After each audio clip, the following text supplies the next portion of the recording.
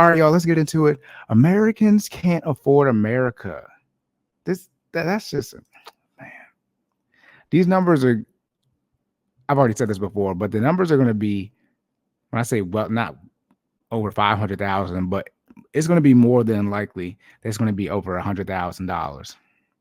It's just that simple, because that's just how much it costs. Like, I don't know what people, what they wanted to be. So like I said, we're going to do single, then married for major cities. Then we'll do single and married for all the states. I think it's the best way to group it. So the numbers are, or the topics we're talking about as far as location is pretty similar. All right.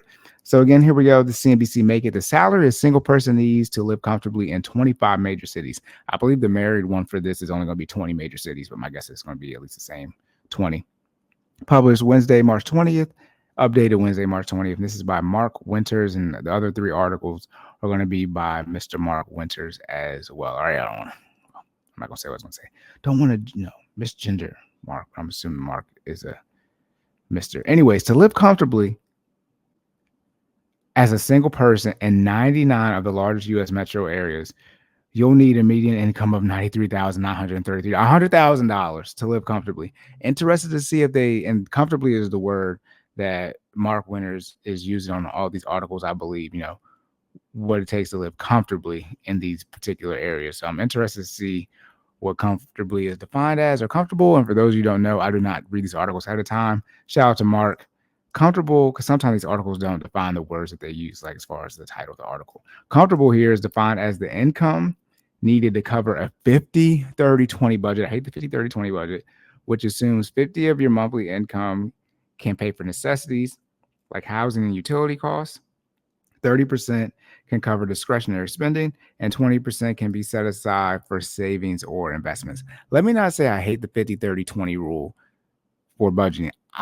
It's not specific. Like these are broad things for your categories for your money, but most people have a debt, a savings, or / investing goal. Those are 2 major things you have. The debt goal, there's no debt goal here in the 50-30-20 budget. Where's the debt? This is 50% of your monthly for necessities. 30% is discretionary. That 30% should be going toward discretionary spending. How much debt you got? And then 20% set aside for savings / investments, retirement type things. Let's be very clear. And shout out to that 20%. Never mind. Remember, I usually say 15% on here. It's 20% of your net they're talking about here. But 15%, 20%, if it's 20% they're talking about you should be investing, that means you only get to live off of 80%, which is, obviously the math here, 50-30, right? 20, but come on now. But yeah, there's nothing specific here relating to paying off debt, which is most people's issue when it comes to the finances of the United States of America. Let's just be honest about that. Smart Asset extrapolated the income needed for a 50-30-20 budget based on the cost and necessities using data from the MIT Living Wage Calculator, which I have, and I've been meaning to go through that. Disregard that. Anyways, here's the income a single person needs to live comfortably in the 25 U.S. cities with the highest cost of living. I think these articles are short, so it's just going to be me ranting, I think, about all these different things. New York City, the highest, almost 138,000. San Jose, California, 136K. Irvine, California, 126. Santa Ana. I don't know where Santa Ana is at, California. 126. Boston, 124, almost 125. San Diego, 122. Chula Vista, California, 122. San Fran, 119. Seattle, 119. Oakland, California, 118. Arlington, Virginia, 117. Newark, New Jersey, 116. Jersey City, 116. Long Beach, 114. Anaheim, 114. Honolulu, 111. LA, 110. Aurora, 110. Portland, 110. Riverside, California, 109. Atlanta, ATL made the list, 107. Sacramento, 104. Raleigh, 102. Gilbert, Arizona. Is that why Gilbert's name is Gilbert? Never mind. I think he went to Arizona. Gilbert, Arizona is 102, and then Glendale, Arizona, 102. Okay, yeah, and this is just 25 cities with the highest cost of living. All right.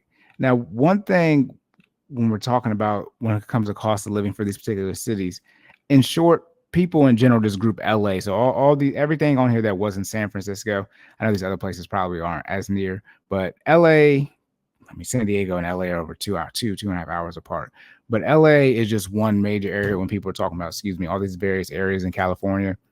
But you can see they have broken down here to the explicit cities in California. When we come here, look at here, number 11, where it says Arlington, Virginia. I really wish, maybe I'd be the person to do this, and we'll see where Maryland ranks at when we get to the state numbers. But Arlington, Virginia, or Nova, which is what Arlington, Virginia is part of, Northern Virginia, DC, and then Howard County, PG County, Montgomery County, Anne Arundel County.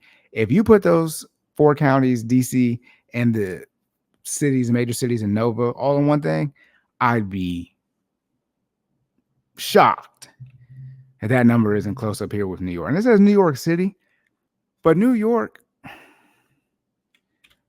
we'll probably, let me see if we get into median income. Median income. New York City's median income is not even 66K. Look at this number. Like, this is when it starts getting crazy. When people are complaining about stuff.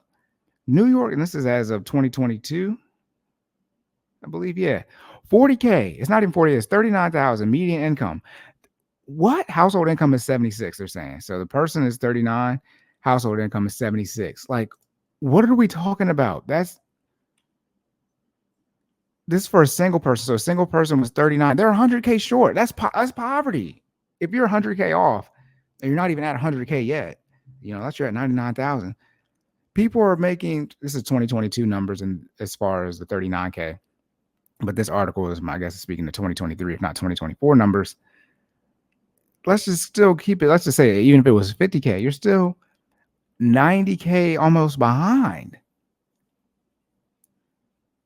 That's just talking about 140. Yeah, I mean, that's insane.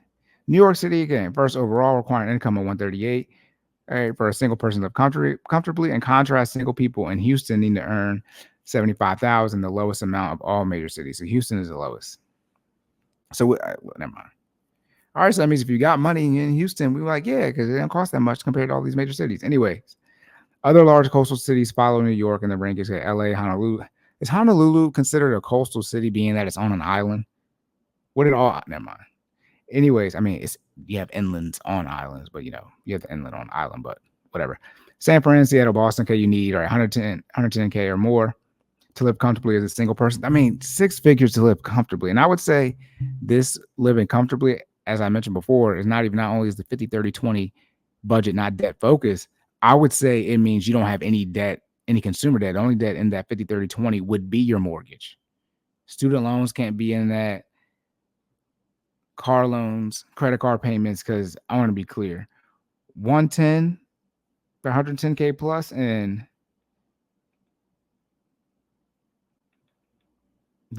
Boston, Honolulu, LA, San Fran, Seattle, New York. No, not if you have debt.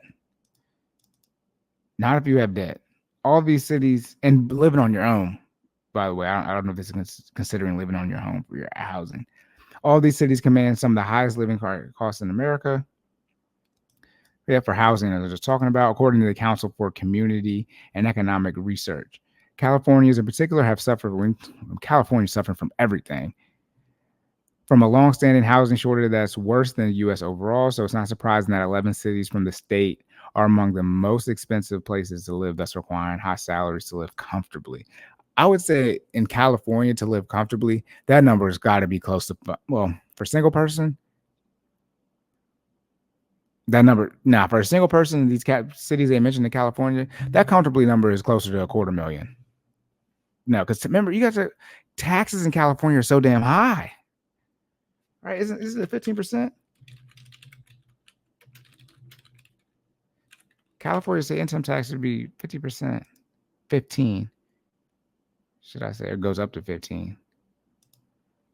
Is it not that? As I'm getting lightly distracted. I should get that. The person who said I always get distracted on here. I should find that thing. Yeah, it can get all the way up to almost 15%. That's crazy. Great. And remember, when you're single, you're in that higher, you're paying more money in the higher tax brackets earlier than the married people. So you're going to be closer to that 24-32 for some of these places. If you're in New York, they're telling you to be. Here I go again, y'all. Only if I had the tax brackets memorized like I'm supposed to.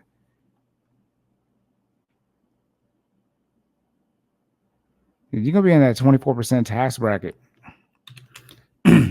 Excuse me, getting destroyed. I shouldn't have did that, Mike. Anyways, all right, here we go. California, okay, in particular.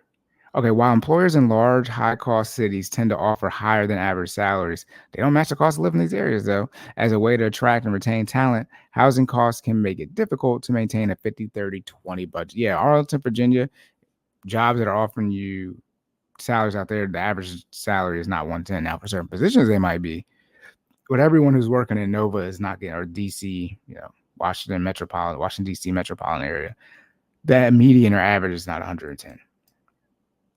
In New York City, a third of residents spend half of their income on rent. Half.